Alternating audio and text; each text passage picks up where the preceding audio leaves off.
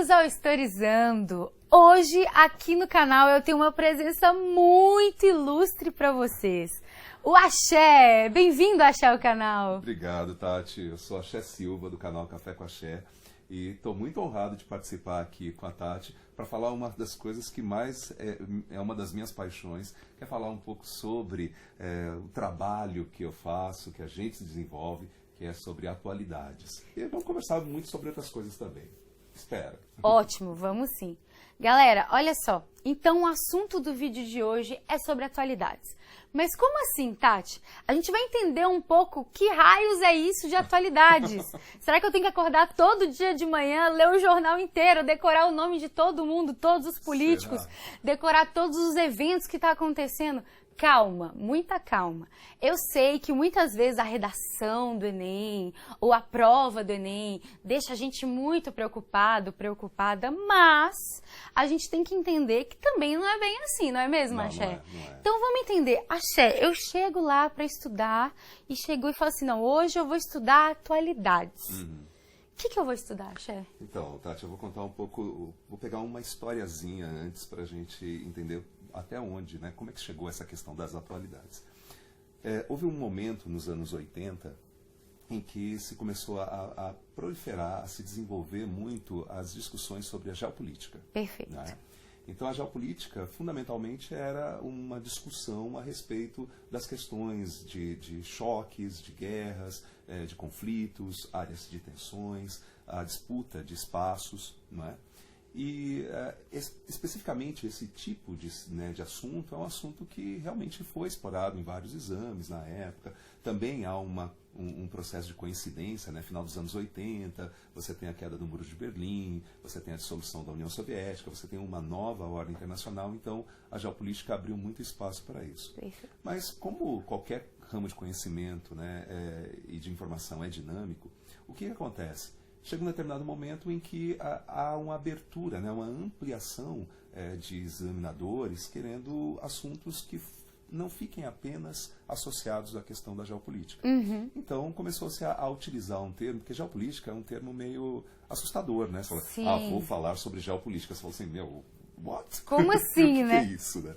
Então, atualidades é uma palavra que de ter uma penetração maior, é mais fácil de se entender, você associa com alguma coisa que você está vivendo, né, e convivendo, direto ou indiretamente, e também abre um pouco do espaço, abre um pouco do leque. Ou seja, existe nas atualidades a geopolítica? Existe. Você tem áreas de tensões, você tem conflitos, Donald Trump e Kim Jong-un, né, falando ali se vai fazer um acordo de paz ou não. Treta em cima de treta. Treta em cima de treta, com certeza. Então, treta é uma coisa de atualidades é treta. Tá? Mas também existe, por exemplo, discussões relacionadas a movimentos sociais. Sim.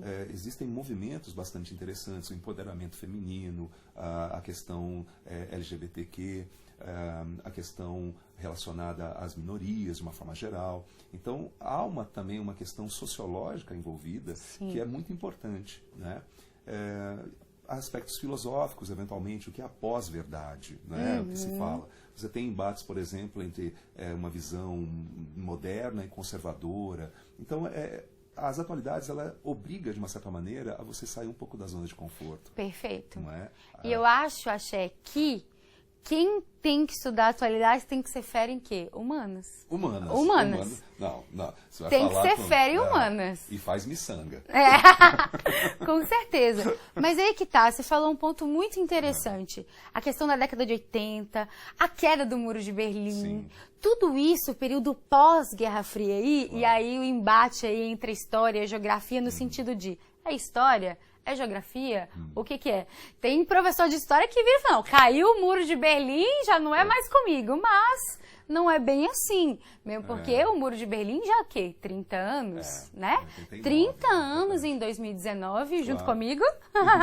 Eu nasci no ano da queda do Muro de Berlim, então eu tenho esse aniversário aí, 30 anos, festa. E com certeza o final da Guerra Fria traz aí muita coisa pra gente estudar de outras localidades, porque infelizmente, na minha opinião, acho, não sei a sua, mas quando a gente vai estudar história, geografia, antes da Guerra Fria, tem muito uma concentração no mundo europeu. Sim, no sim. máximo ali uns Estados Unidos e tal. E aí quando vem a Guerra Fria, vem outros conflitos que envolvem tanto os Estados Unidos quanto a União Soviética. Exato. E aí esses conflitos se expandem, porque a gente fala de Vietnã, a gente fala do continente africano, a gente fala de Coreia. Assim, nossa, no Iêmen, Isso, né? mas isso é importante para a gente reconhecer que o mundo não é só isso. Claro. E que a história, a geografia, a sociologia, a filosofia não só está ligada a essa questão eurocêntrica, Claro, ou até mesmo a questão dos Estados Unidos, né? verdade. Então, a gente tem que, por isso que eu acredito que a atualidade pode assustar as pessoas.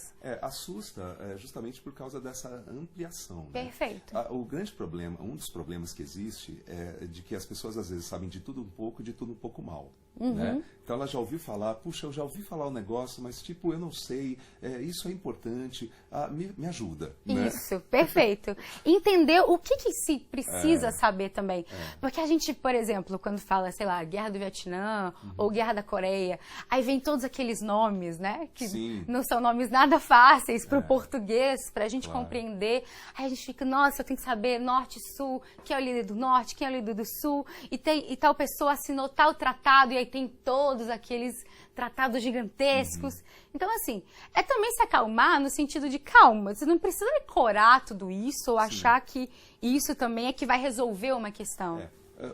A pessoa, quando se interessa pelas atualidades, ela precisa de uma informação, de um conhecimento, mas ela também não precisa ter essa preocupação como um especialista. Né? Uma pessoa que vive daquilo. Perfeito. Mas, efetivamente, é uma maneira de exames, né, de alguns examinadores, tentar ver se você entende um pouco do mundo onde você está inserido. Perfeito. Né? Assim, as ciências humanas, elas têm uma coisa que é fantástica e mágica, que é um grupo de ciências, né? História, geografia, filosofia, sociologia, em que você é ao mesmo tempo sujeito e objeto daquilo que você está estudando. Exatamente. Então, isso é uma coisa que, a partir do momento que você percebe que você faz parte, direto ou indiretamente, daquilo que você está lendo, tentando entender, fica uma coisa mais prazerosa, fica mais orgânico.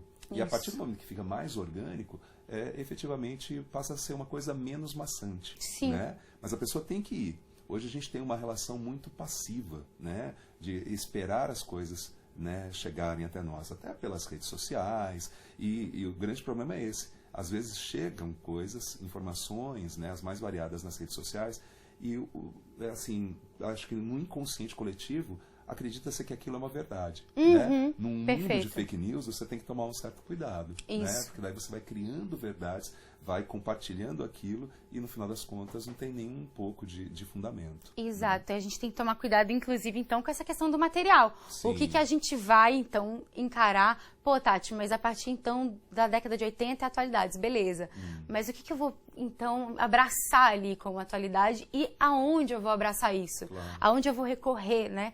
Então, por exemplo, o Twitter, né, que é uma rede social muito conhecida aí, e é muito importante compreender e participar também, mas peraí, só porque você leu ali aqueles 140 caracteres, você está informado, você está sabendo o que aconteceu de verdade? E será que aquilo ali é... Porque os vieses estão aí, a fake news, a base dela é o viés, então o ponto de vista ali muitas vezes, e que muitas das vezes não é a realidade.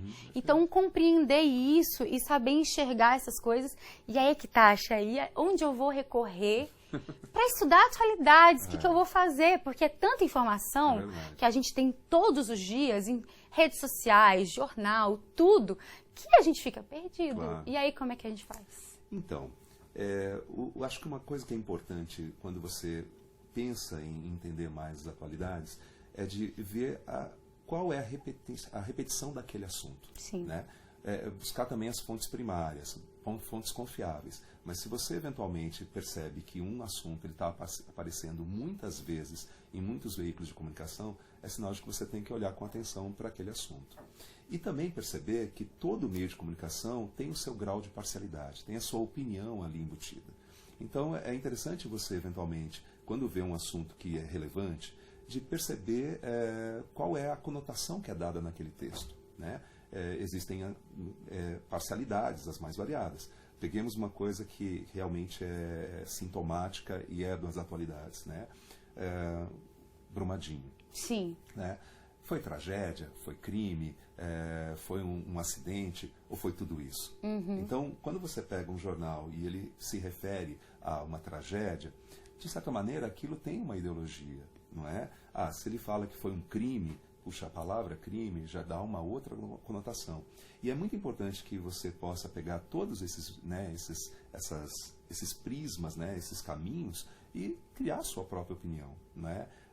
A atualidade, ela tem isso que é interessante. Você vai aumentar o seu repertório, né? Isso é uma coisa fundamental, por exemplo, uma redação, né? Você vai ter que sair um pouco da sua zona de conforto e colocar-se.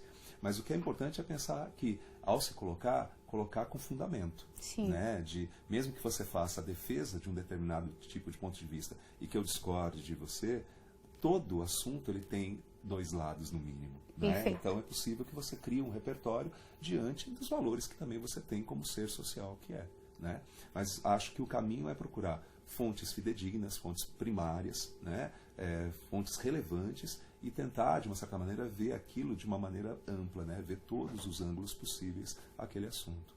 Então o aluno historizando tem que tomar cuidado para não achar que também tudo ele tem que saber, e porque na verdade ninguém sabe de tudo, não é mesmo? Nem o jornalista que está ali produzindo no dia a dia dele, ele não consegue colocar todas as informações para si, né? É muito complicado. Então se o assunto está repetindo muito, o próprio Brumadinho mesmo, que infelizmente aconteceu, e todos os meios de comunicação, e não só a questão do viés, do ponto de vista, mas até mesmo de como funciona para entender. Porque por que aconteceu isso? Né? E não só o que aconteceu, mas por quê? Sim. Tem sempre um motivo, uma questão. E não é só guerra, né? Não é só guerra. Não é só guerra. O mundo ia ficar bem desgraçado. Ainda bem que não é só guerra. Mas, por exemplo, a questão das instabilidades, a questão da disputa de espaços, obviamente que é um assunto relevante. 2019 já vai marcar o 8º ano, por exemplo, do conflito da Síria. Sim. Né? Então, às vezes você fala, puxa, 8 anos, eu nem tinha ideia de qual era esse tempo, né, tão grande.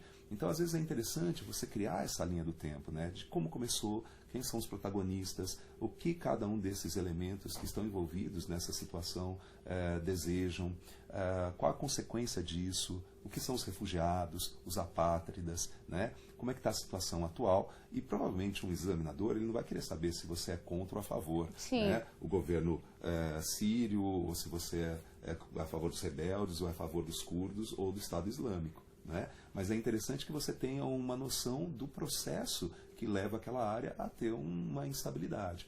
E ele não vai pedir sua opinião, porque no caso de uma resposta, de uma questão de geografia, de história, de sociologia, filosofia, qualquer opinião é válida.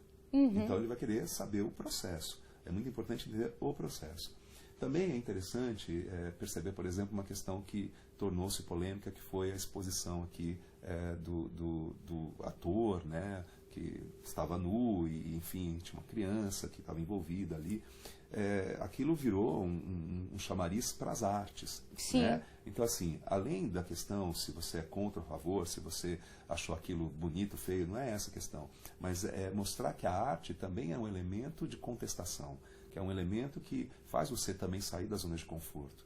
Então, a partir do momento que você coloca, né, elenca a questão estética como uma questão que aparece na mídia, você vai ter que se posicionar. Não é só a questão do bonito ou feio, mas a questão de qual é a função da arte dentro da sociedade. Né? É de desconstruir um pouco dos padrões que a gente tem do que é bonito e feio. Não é? Que tem ali um elemento social envolvido. Então, é sempre olhar para aquele assunto, mas não tirar uma conclusão simplista, né? De fazer associações e falar o que eu posso ver além desse processo. A questão dos empoderamentos, a questão das minorias, como eu disse anteriormente, né? A questão do meio ambiente, não é? Perfeito. Também é uma questão relacionada à atualidade. E essa questão ela pode estar inserida, por exemplo, numa prova de biologia, com certeza, numa prova de geografia. Você pode pensar num processo de historização, né? do desmatamento no Brasil, né? Quais as consequências disso para a sociedade em âmbito global. Então, percebe, o local e o global estão meio que associados. Isso. E é isso que é o fantástico, né? Isso que é o fascinante dentro dessa questão das atualidades. A dificuldade que eventualmente uma pessoa tem ao estudar atualidades é sair da zona de conforto. Porque depois que você mergulha, não tem como voltar. Mesmo porque eles estão muito acostumados a estudar história, geografia, sociologia, de filosofia em blocos. Isso. E, na verdade, é integrado. É uma conexão. A brincadeira que existe entre os geógrafos e os historiadores fala assim, a geografia é uma ciência menor. Né? Não é bem assim. Mas assim... Aquele oceano de dois dedos. Eu falo assim, não, é verdade. Né? Mas tudo bem, a gente tem uma participaçãozinha aí com os historiadores. Com né? certeza tem, com certeza. Acho que essa coisa de fragmentar o conhecimento é algo que é apenas um roteiro para você tentar entender alguns momentos. Né? Mas, na verdade, as coisas são muito integradas. Então, quando a gente fala, por exemplo, da questão do mês de março, né? Sobre a questão feminina, puxa vida, não é só nesse momento, mas é como se você ficasse com uma antena ligada às questões ligadas à questão da mulher. Isso. Né? Então, você fala, puxa, é atualidade? Mas vai ser sempre atualidade. Né? A mulher continua sendo discriminada das formas mais variadas. Aí você tem, por exemplo, no mês de maio, a questão da Lei Áurea, vai se lembrar da Lei Áurea. Puxa vida, como é que é a questão afrodescendente dentro de um país como o nosso, né? Multiétnico, mas realmente o Brasil não é um país racista? Ou é racista? Não é? Tem gente que fala assim, não existe racismo no Brasil. Será que não? Ou será que é algo confortável? Até um buraco mais embaixo, que é a questão do racismo estrutural. Sim, então, até mais complicado, né, de analisar. E buscar, por exemplo, associações a respeito disso. Né? Será que existem outros tipos de discriminações fora do Brasil? Sim. Será que os movimentos políticos que estão crescendo no Brasil e no mundo têm algum tipo de ideologia em relação a isso? É você se posicionar mesmo em relação às coisas. E é importante... Não só para a prova, não, né? Para a vida. Para a vida, para compreender onde você está inserido, claro, e o que você pode, inclusive, fazer em relação a isso, né? Porque essa questão dos movimentos sociais, que infelizmente muitas das vezes é colocado, né, de uma forma negativa, é importante para a gente entender, poxa, mas e o lugar que essas pessoas estão ocupando, por que está incomodando? Sim. E por que talvez, na percepção de alguma pessoa, não incomode e a outra incomoda? Claro. Tem uma motivação por aquilo ali, não é à toa. Na verdade, às vezes existe dentro desse movimento uma noção, ainda falta a noção de que somos seres sociais e políticos. Sim. Então, na medida em que as pessoas se colocam, tentam entender o momento presente, elas estão se posicionando social e politicamente. O que é bastante importante, é uma construção Sim. que é necessária, né? Mas, obviamente, que dentro dessa realidade, as opiniões são diversas. E a gente tem que entender que a diferença pode ser soma, não subtração. Perfeito. Né? Então, entender também que a visão do outro deve ser respeitada quanto a sua. O que existe hoje muito é assim, você não pensa comigo? Você não é meu quase amigo. A Guerra Fria continuidade, né? Parte 2. O suicídio virtual. Vou deletar você. Não quero mais você aqui no meu Face. No meu Instagram. Eu não gosto de você. Assim. Então, existem... ódios os mais variados quando uma pessoa não pensa igual a você. Né? E tem essa questão da bipolaridade também, Sim. que a pessoa acha que é ou X ou Y. Existe não uma tem um muito, caminho do meio. Maniqueísta, né, cartesiana. Então, quando você vai ver um assunto que envolve as atualidades, puxa, veja de uma maneira ampla. Né? Tente ver aquilo como se fosse um juiz, com uma certa imparcialidade, né? É difícil até falar nas questões de justiça, porque nem sempre são imparciais. Mas, assim, que se você tenha uma possibilidade de olhar sem os pré-conceitos, sem os conceitos previamente criados, né? E aí tirar uma conclusão, buscando entender o seu momento, o momento da sociedade que você está inserido. Se você vai prestar um exame, que você também saiba usar esses argumentos a favor daquilo que for questionado. Né? Agora, óbvio, se você fala assim, puxa, eu tenho que ler o jornal de cabo a rabo, acho que não. Acho que, na verdade, você eventualmente vai ver assuntos que chamam a tua atenção inicialmente, mas na medida em que você se interessa, por exemplo, o que existe de mais relevante na discussão no Brasil hoje? É a Previdência Social? Poxa, deixa eu tentar entender o que é a Previdência Social. Né? Será que o culpado da Previdência Social está quebrada é o aumento dos idosos? Ou será que é a ingerência, né, a má gestão do dinheiro da Previdência Social ao longo de muitas e muitas décadas? né? E às vezes você coloca a culpa na vítima e não no algoz, né? Então tem umas coisas que são nesse sentido. Você fala assim, puxa, vou dar uma olhada na América Latina. Afinal de contas, a Venezuela está passando pelo quê? Né? O que qual tá é esse acontecendo, aperto, qual é esse né? conflito? Aí você vê um jornal chamando a Venezuela de ditadura. Mas o que é uma ditadura? Né? Então é interessante perceber isso, né? Qual é a posição que existe por parte de um meio de comunicação, por que ele se refere à ditadura, por que existe a chegada de refugiados no Brasil, qual é a situação que o Brasil se coloca dentro dessa instabilidade. Então são situações as mais diversas, mas obviamente que a primeira página do jornal chama atenção para algumas coisas. Por exemplo, São Paulo agora passa, né? Sempre no começo do ano a gente sente literalmente as águas de março, né? Porque ela está batendo no seu pé, porque a cidade está alagada. Ora, por que razão isso acontece, né? Por que todo ano existe esse dilema das grandes cidades do Centro-Sul passarem por esse processo? Enchente, alagamento. Então, assim, má gestão? Será que é só o gestor que é o responsável? É a natureza? Será que é a natureza que é culpada? Porque a gente não vai colocar a culpa em São Pedro. Mas será que eu também não tenho uma responsabilidade em relação a isso? Será que não é a soma desses elementos todos? Não é? Perfeito. Então, perceber que um problema, ele não existe por um fator, um agente. É a soma de fatores que vai criar aquele fenômeno. Exato. Né? Nenhum evento, nada que aconteça... É uma motivação, não, uma causa. Você tem que entender o contexto e todas aquelas questões. Então, tem relação com a natureza o quê? Por que está chovendo mais em tal época? É bom entender a geografia? Por que chove mais nessa época? Claro que é. Mas é só a chuva. Porque chuva sempre existiu. Agora, o ser humano, da forma que ele vive hoje, será que sempre existiu? Agora, o governo de tal cidade, daquela forma, será que sempre existiu? E eu, como uma pessoa inserida na sociedade, o que eu estou fazendo para contribuir para aquilo? Exato. Né? O que eu estou fazendo para evitar que esse problema exista? Né? Então, a gente tem uma tendência a colocar muita responsabilidade sobre o outro. A culpa do outro. Uma vez eu fui ver uma palestra, há muitos anos, que o José Saramago estava participando, escritor português, prêmio Nobel de Literatura e tal. Quem não conhece é excelente. É bom. Muito bom. Vai que você não vai se arrepender. E nessa palestra, que estava sendo discutida a questão do sem terra, da reforma agrária, o José Saramago fez um livro com o Sebastião Salgado, que é um fotógrafo mineiro. Também excelente. Bacana. E o Chico Buarque fez uma música que fazia parte desse livro, chamado Terra. Então você tinha lá fotos do Sebastião Salgado, o prefácio do José Saramago. Nossa, que trio! E o disco, o CD com a música do Chico Buarque. E eles foram fazer essa palestra aqui, né? A gente está gravando em São Paulo e tal, foram fazer aqui em São Paulo.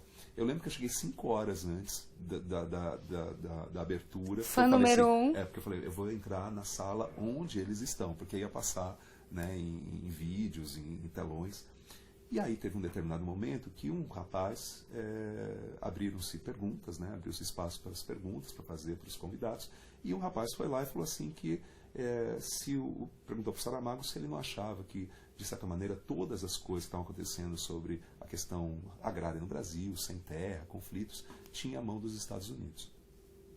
O José Saramago, muito polido, falou, olha, de fato, os Estados Unidos têm uma influência muito grande em muitas coisas. Mas se o Brasil é o que é por responsabilidade e culpa dos brasileiros.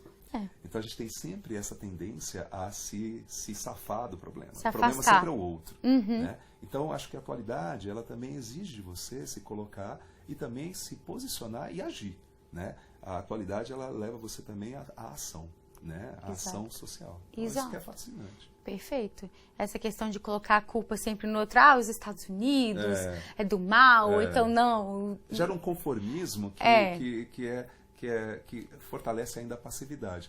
Não posso fazer nada sobre isso. O que às vezes faz uma pessoa falar assim, poxa, além dessa coisa da dificuldade, eventualmente, de saber o que precisa para uma questão utilitária, né? Eu preciso dessa informação para passar no vestibular.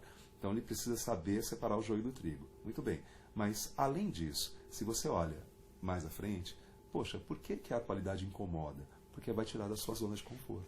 Você vai ter que pensar e vai falar, puxa, uma hora isso vai se refletir dentro do meu dia a dia. Exato. Né? E vai ter que conectar tudo. Isso. Tudo que está ao seu redor, Com não certeza. só aquela matéria, aquele livro didático, Sim. mas tudo que está acontecendo ao seu redor. E realmente, tira da zona de conforto. Claro. E aí a galera fica, meu Deus, o que eu faço, Axé? Como é que eu estudo atualidades?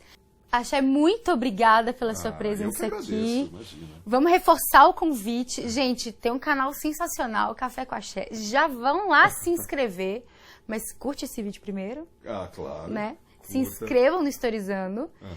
E, por favor, vão lá, que o Axé tem muitas coisas. Conta aí, Axé. Se vocês puderem, eu e Fernanda, minha esposa, que é a mentora do Café com Axé, nós tivemos a felicidade de desenvolver um projeto onde a gente fala sobre cultura, arte, enfim, questões legais, questões jurídicas, com a intenção de aumentar, né, de criar informação e conhecimento de uma maneira imparcial, né, a gente tenta falar de assuntos de uma forma global e já tivemos, né, a oportunidade de aprender muito com as pessoas que nós entrevistamos.